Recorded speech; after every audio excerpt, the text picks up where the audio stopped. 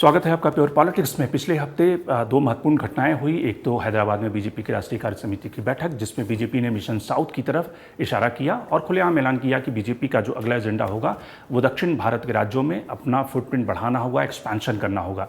लेकिन उसके पैरेलल तमिलनाडु में एक घटना चल रही थी जिसमें लोकल बॉडी के एक सभा में इराजा, जो उनके प्रमुख नेता हैं, उन्होंने खुलेआम एक तरह से केंद्र को धमकी दी कि अगर केंद्र तमिलनाडु को ऑटोनॉमी या फिर उनका जो बेटर जो फाइनेंसेस हैं, जो जीएसटी का पैसा है, उसको उस मामले में कंपनसेट नहीं करता है, तो वो अपनी फिर से पुरानी मांग पे लौट सकते हैं कि जो पेरियार एक ज़माने में कहा करते थे कि तमिलनाडु एक सेपरेट स्टेट होना चाहिए, ऑटोनॉमी होनी चाहिए, स्वायत्तता होनी चाहिए, और डीएमके ने उस मांग को बाद में छोड़ दिया था, जो कि एक तरह से गलती थी। तो एक तरह से ज़्यादा स्वायत्तता, एक अलग राज्य, या फिर उसकी मांग को डीएमके फिर से एक तरह से रिपीट कर सकता है, उस मांग पे आ सकता है। एक तरह से केंद्र को खुलेआम धमकी थी। तो इन दोनों मामलों में क्या कनेक्शन है? क्या मिशन साउथ जो है बीजेपी का, वो दक्षिण भारत की जो पार्टियां हैं वो घबरा गई हैं बीजेपी के इस प्लान से, या फिर उनको रोकने के लिए डीएमके और जो अलग अलग राज्यों की पार्टियां हैं वो अपने रीजनल कार्ड को खेलने पर उतारू हो गई हैं? और क्या सचमुच बीजेपी दक्षिण भारत के राज्यों में जो जिस एक्सपेंशन के प्लान पे आगे बढ़ रही है, वो बीजेपी को क्या आने वाले चुनाव में 2024 के चुनाव में सचमुच वहाँ से सफलता मिल सकती है, या फिर एक लॉन्ग टर्म प्रोजेक्ट है जिसके लिए कई सालों से बीजेपी एफर्ट कर रही है? तो प्योर पॉलिटिक्स में बात बीजेपी के मिशन साउथ की। तो सबसे पहले शुरुआत करते हैं केरल से। केरल, जहां पे बीजेपी कई सालों से, और खास करके आरएसएस का जो कैडर है वो वहां पर कई सालों से मेहनत कर रहा है केरल में। हालांकि बीजेपी को उतनी जो अपेक्षित सफलता है, इलेक्टोरल जो सक्सेस है, वो केरल में नहीं मिला है। केरल के जो वाजपेयी और राजगोपाल जो थे इकलौते एमएलए थे, वो भी अब सदन में नहीं है। यानी कि एक सीट जो बीजेपी की थी विधानसभा में, वो भी बीजेपी ने पिछले विधानसभा चुनाव में खो दिया।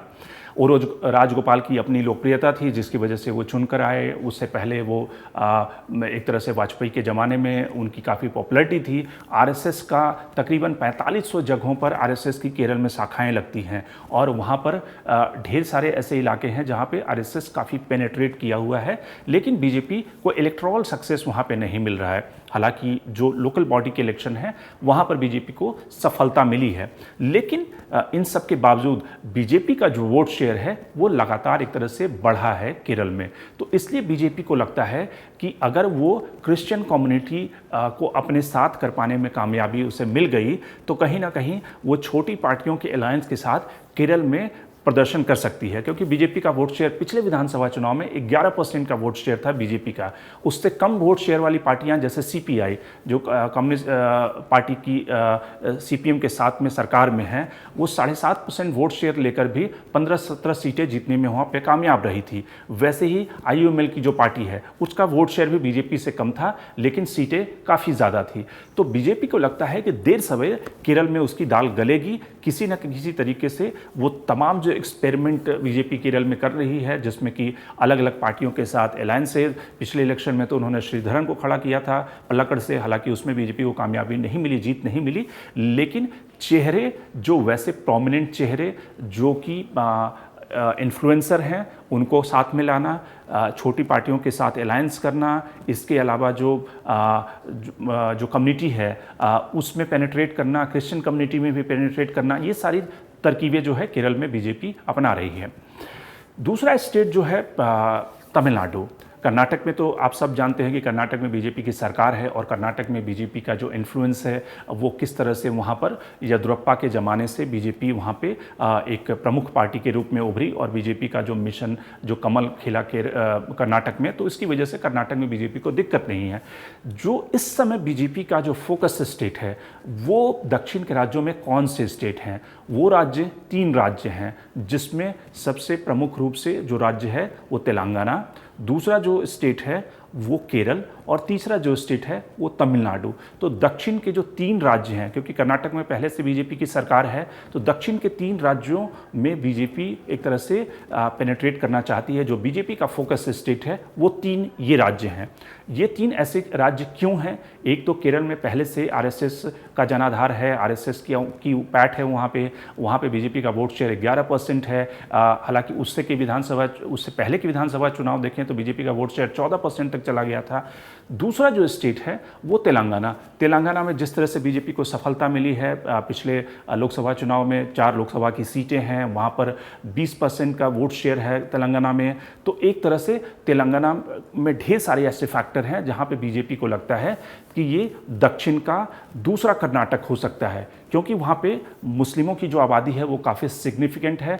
बीजेपी का जो हिंदुत्व कार्ड है वो तेलंगाना में बहुत अच्छे से चल रहा है। निज़ाम का जो शासन था, जिसको लेकर अमित शाह बार बार अपनी रैलियों में उल्लेख करते हैं, यानी कि पोलराइजेशन के लिए, ध्रुवीकरण के लिए, कि किस तरह से निज़ाम की जो एट्रोसिटी थी वो तेलंगाना में, हालांकि उस समय डिवाइडेड आंध्र प्रदेश था, तो किस तरह से निज़ाम रूल और ख़ास करके AIM, यानी कि जिस तरह से AIM की जो पार्टी है और निज़ाम रूल, उन दोनों को एकजुट करके पोलराइजेशन की जो पॉलिटिक्स है, तो तेलंगाना में वो बिल्कुल काम कर रही है। और बीजेपी को उम्मीद है कि तेलंगाना में अगली बार असेंबली इलेक्शन में वो उनकी सरकार बन सकती है। नहीं भी सरकार बने तो कम से कम विपक्ष की पार्टी तो वो बन ही सकते हैं। लेकिन जो चैलेंजेस हैं वो चैलेंज तमिलनाडु और आंध्र प्रदेश में है।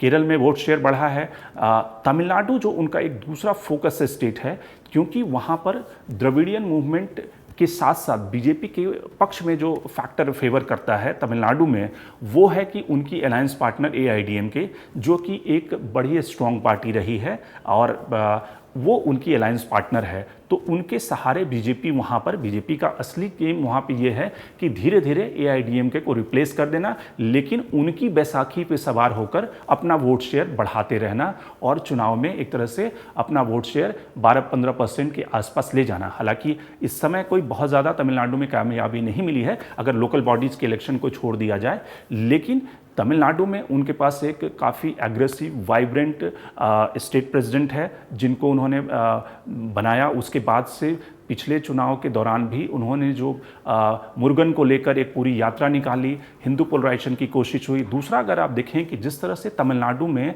जो मंदिर हैं, मंदिरों के आसपास की जो पॉलिटिक्स एक तरह से शुरुआत हुई है कि किस तरह से मंदिरों की ऑटोनॉमी और मंदिरों का जो रिसोर्स है वो किसके पास हो, मंदिर एक तरह से स्टेट कंट्रोल से बाहर होने चाहिए।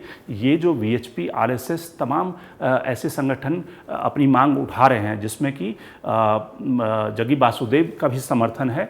तो ये सारी बातें वो इसलिए है क्योंकि हिंदुत्व की पॉलिटिक्स, मंदिरों की पॉलिटिक्स, मंदिर अगर एम्पावर होंगे तभी कहीं ना कहीं वहाँ पर मंदिर अपने फंड का इस्तेमाल कर सकते हैं सोशल एक्टिविटी के लिए, और उससे कहीं ना कहीं बीजेपी को एक समर्थन मिलेगा, बीजेपी एम्पावर होगी, बीजेपी अपने ज़्यादा हिंदुत्व की पॉलिटिक्स के सहारे वहाँ पे एनरोल कर सकती है। तो एक तरह से जो वेल यात्रा थी, जो मुरुगन की यात्रा थी और हिंदुत्व की पॉलिटिक्स, तो तमिलनाडु में उस आक्रामक बीजेपी को लगता है कि AIDMK के सहारे, चूँकि AIDMK में जिस तरह से रिफ्ट है, जिस तरह से फैक्शनलिज्म है, और वो उस फैक्शनलिज्म का फ़ायदा उठा के बीजेपी वहाँ पे एनरोल कर सकती है। ये अलग बात है कि लोकल बॉडी के पोल में बीजेपी को 2.5-3% का वोट शेयर मिला है, वहाँ पे रास्ते भी मुश्किल हैं, लेकिन आने वाले दिनों में जिस तरह से बीजेपी वहाँ पे अपने हिंदुत्व की पॉलिटिक्स को आगे कर रही है और जिस तरह से द्रविडियन पार्टी यानी कि DMK को डर लगने लगा है, और जिस तरह से A राजा का स्टेटमेंट को अगर आप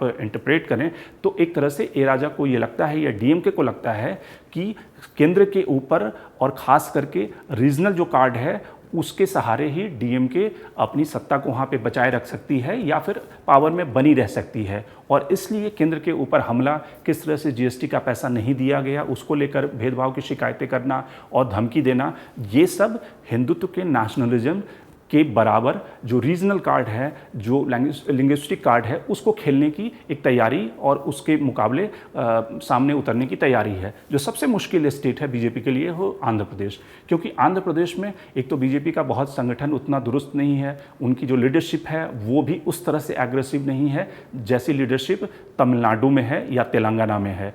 तो आंध्र प्रदेश में ज़्यादा मुश्किल है बीजेपी के सामने। बीजेपी का वोट शेयर एक तरह से नोटा से भी कम था पिछले चुनाव में, क्योंकि बीजेपी पहले फ्लर्ट करती रही चंद्रबाबू नायडू के साथ में। जब चंद्रबाबू नायडू के सहारे पिछले विधानसभा चुनाव और लोकसभा चुनाव में भी उन्होंने 2 सीटें जीती, लोकसभा में, विधानसभा में 4 सीटें जीती। लेकिन चंद्रबाबू नायडू ने जब बीजेपी को डंप कर दिया तो उन्होंने पवन कल्याण के साथ हाथ मिलाया। लेकिन वहाँ पर कोई बहुत ज़्यादा बीजेपी को फिलहाल जो अगला विधानसभा चुनाव है उससे ज़्यादा उम्मीदें नहीं है, क्योंकि बीजेपी को ये पता है कि अभी टीडीपी पूरी ख़त्म नहीं हुई है। जो जगन की पार्टी है उसका इन्फ्लुएंस, यानी कि 49% 50% वोट शेयर के साथ वो पिछले चुनाव में जीती थी, तो उसको रिप्लेस करना मुश्किल है। लेकिन कास्ट अलायंसेस करना, ओबीसी कास्ट अलायंसेस करना, इसके अलावा पवन कल्याण की पार्टी के सहारे वो आंध्र प्रदेश में अपनी गाड़ी को आगे आगे धीरे धीरे बढ़ा सकते हैं। क्योंकि तेलंगाना में भी शुरुआत ऐसी हुई थी, जब 2-3% के वोट शेयर से 7% का वोट शेयर गया, फिर वहाँ से 18-19% के वोट शेयर पर बीजेपी पहुँची है।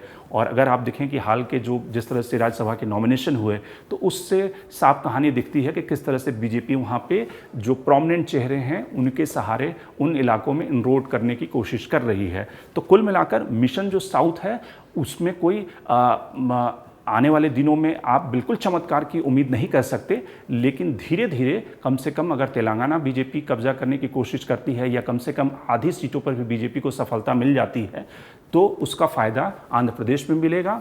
और तमिलनाडु में जिस तरह से हिंदुत्व की पॉलिटिक्स के सहारे बीजेपी आगे बढ़ रही है, वहाँ पे एआईडीएमके के सहारे बीजेपी धीरे धीरे एक प्रिंसिपल अपोजिशन पार्टी के रूप में अगले 2-4-5 सालों में अपनी ज़मीन वहाँ पे दुरुस्त कर सकती है। Shankar Animesh, the print. लेकिन आप हमारे यूट्यूब चैनल को सब्सक्राइब करना ना भूलें। अपने कमेंट्स, अपने रिएक्शन लगातार हमें देते रहें।